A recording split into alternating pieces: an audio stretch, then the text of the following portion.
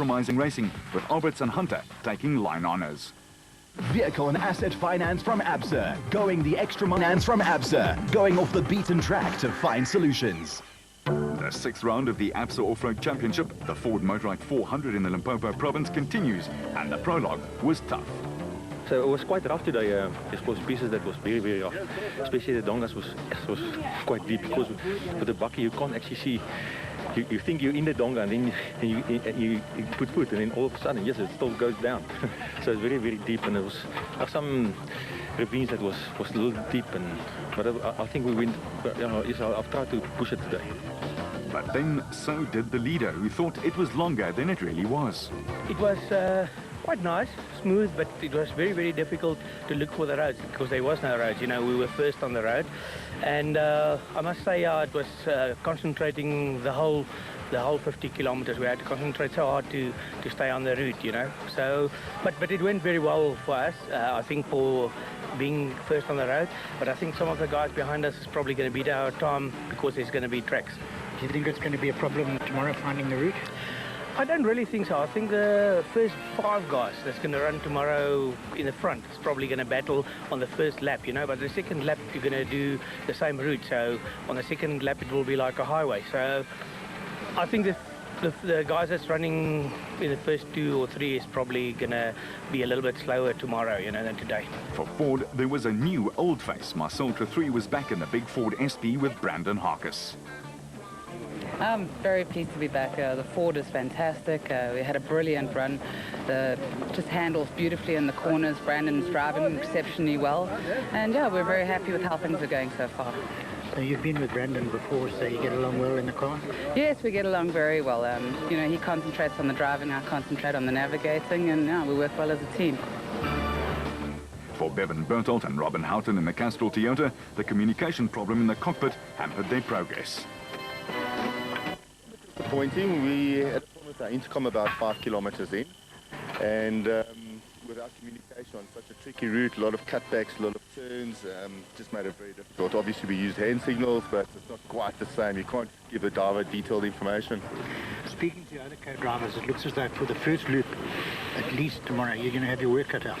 Yeah, it's going to be very tricky. I was chatting to the guys as well. It has a disadvantage in that you're never quite sure if you're on the route. You're not even on a track in most cases, you're just on the bare felt. But it also has an advantage in that you can actually, it's relatively slow, you can close in on someone, wait for them just to even just pause a fraction looking for the route marker, and you can zap them there. So I think it's actually going to be some good racing tomorrow. We need a little bit of wind just to help with the dust, but I think we're actually going to have some good racing, a lot of overtaking maneuvers. Defending national champion Alfie Cox was happy with his progress and his position. After the gremlins we've had the last few races, we've pulled the 3rd spot overall, and I'm very happy with that. I mean, it's a long way to go tomorrow, so to start 3rd, it's okay. With my 2 opposition in front of me, it's a good place to start. For the blue, yellow and white Regent Racing outfit, the Class B Championship pace setter, the Cries were in an ideal situation. No, we enjoyed it. It was quite twisty and ups and downs and lots of trees, but we enjoyed it. No, we went well. I think we went okay. We got lost twice, but other than that, it went okay. A lot of people seem to think that getting lost is a good possibility on this event. No, definitely. You've got all these routes going left, right. There's no ways that that you would not get lost. Richard Schilling was in a hurry to get to town, and no, he wasn't doing snowboarding and looking for a half pipe. He needed the full thing. Yeah, I'm in a bit of a hurry. I've got to go to town to get a hydraulic pipe. Reverse the hydraulic pipe about 5 kilometers into the route, so I've driven about 20 kilometers without power steering. That's not the end of the world. I guess we lost a few minutes. Get the car together and go racing tomorrow. And to get the cars back to racing state, even after doing just less than 30 Ks, is a stretch, as the team mechanics find out to their horror every time after a prologue.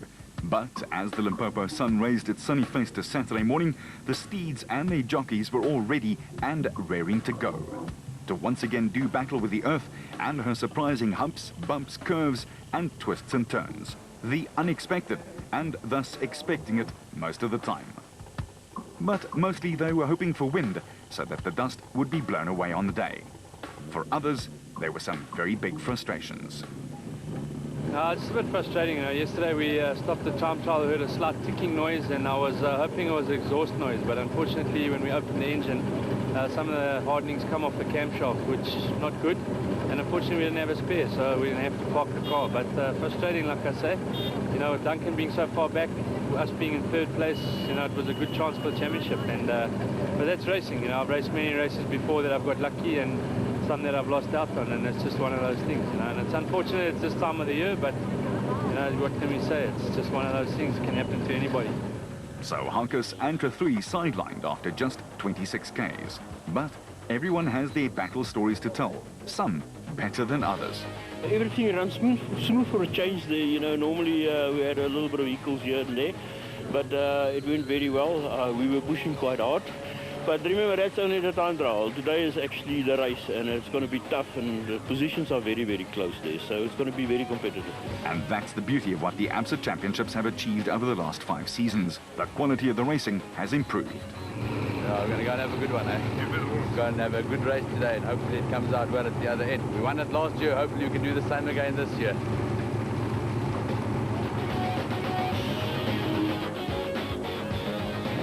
And with a flag dropping, setting the Rapsa bat of Alberts and Hunter free on what turned out to be an overcast start to the day, the racing was on. The Harpers were next, 15 seconds back. With Cox and Tersteger just 3 seconds behind them and chasing from the word go.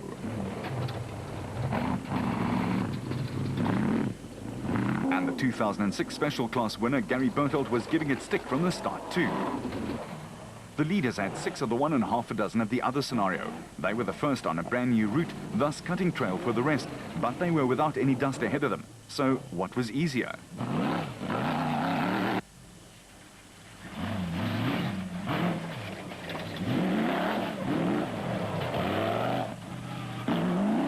Whereas the Harpers would find the route slightly easier, with Alberts and Hunter having tramped down grass and showed the way ahead in the sand. While 22-time national champion Alfie Cox kept them honest by holding station in 3rd place, still just 20-odd seconds off the front man's pace.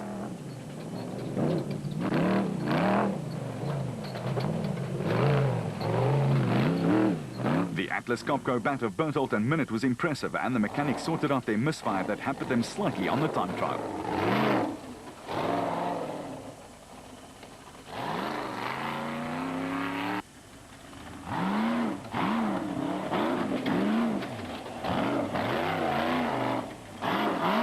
With Variawa and Rousseau's 7-litre Porter engine growling behind them and ready for some serious punishment.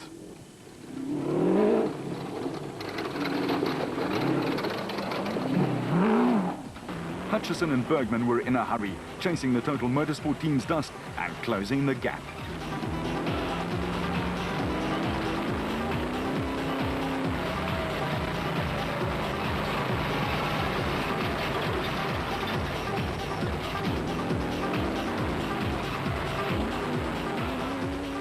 Meanwhile, Visser and Badenhorst were themselves battling the dust of the 6 specials in front of them, with only 46 seconds separating them.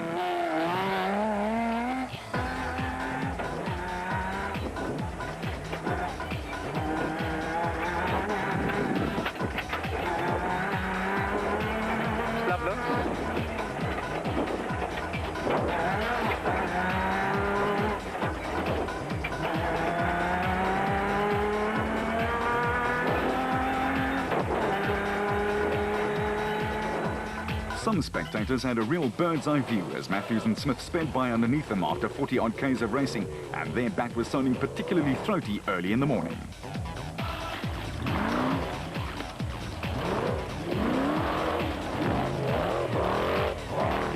And the dust was certainly a factor for Mossaji and Bodhanya, who were just 9 seconds behind the Century Property Development's bat. The Ford Motorrike 400 continues.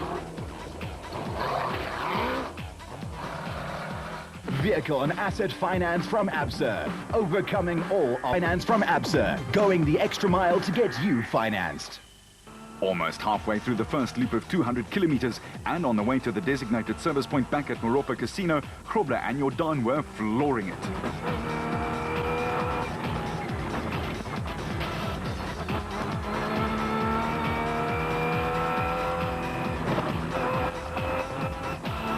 They lined up Archie Rutherford and Craig Doubtfire and just steamrolled it by them. 2 places up from 14th overall.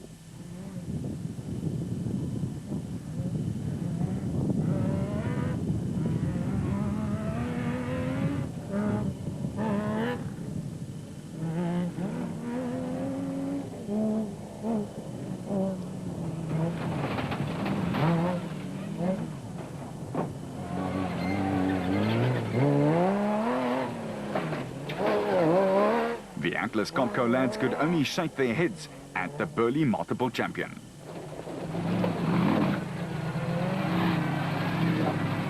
Brothers David and Gary White were 5th in Class A in the Rubicon 3.5 bat and were driving a controlled and steady first half.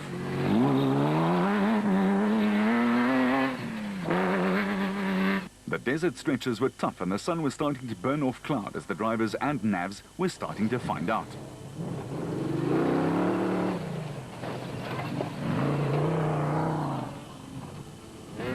But what was becoming clear was that the production cars were coming into their own on the latter parts of the route and picking off the specials, as Woolridge and Schothammer gave us a demonstration of.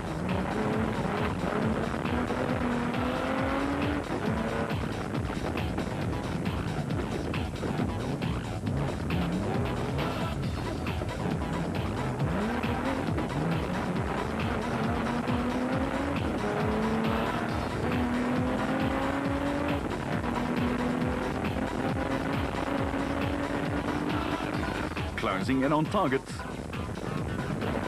Closing in on target some more, and visual almost made, so.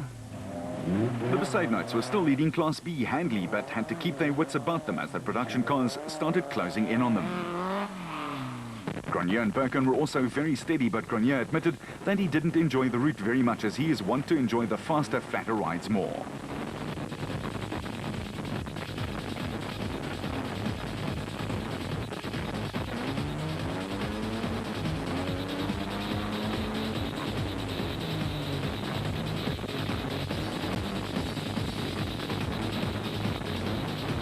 They were back in 22nd place overall and eating a lot of Limpopo dust pudding.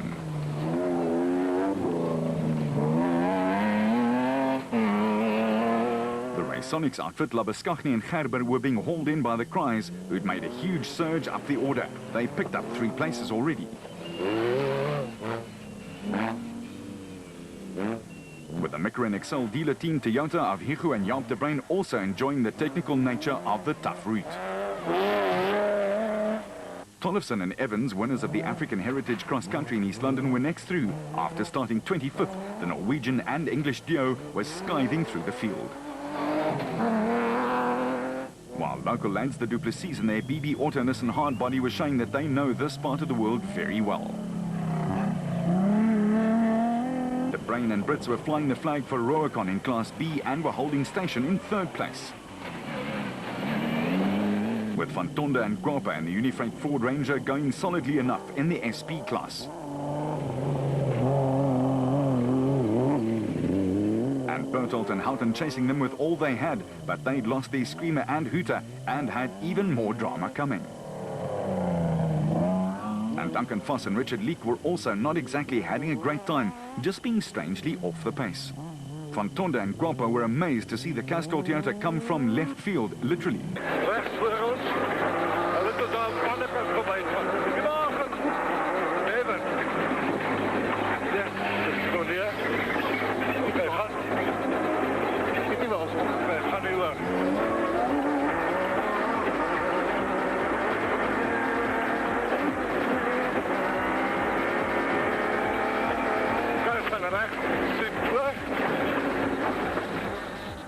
The Zermattens were steady as ever, but were battling a broken stub axle which they suffered after 70 Ks. Their day was about to become even worse.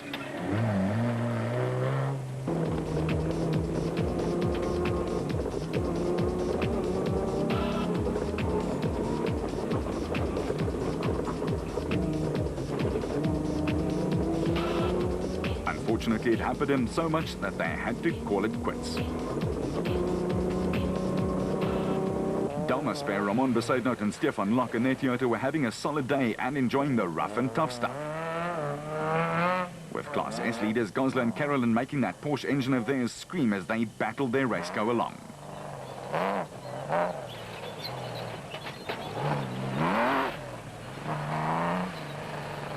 Thomas Rundle and Brian Roberts had a great prologue and were leading Class E by almost a minute.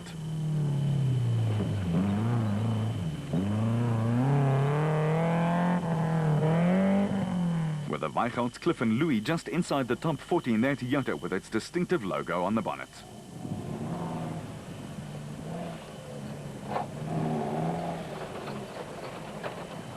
And Class E chasers Jack Pickham and Lucio Santoro in the 2.5 Ford Ranger trying to close the gap to Rundle and Roberts.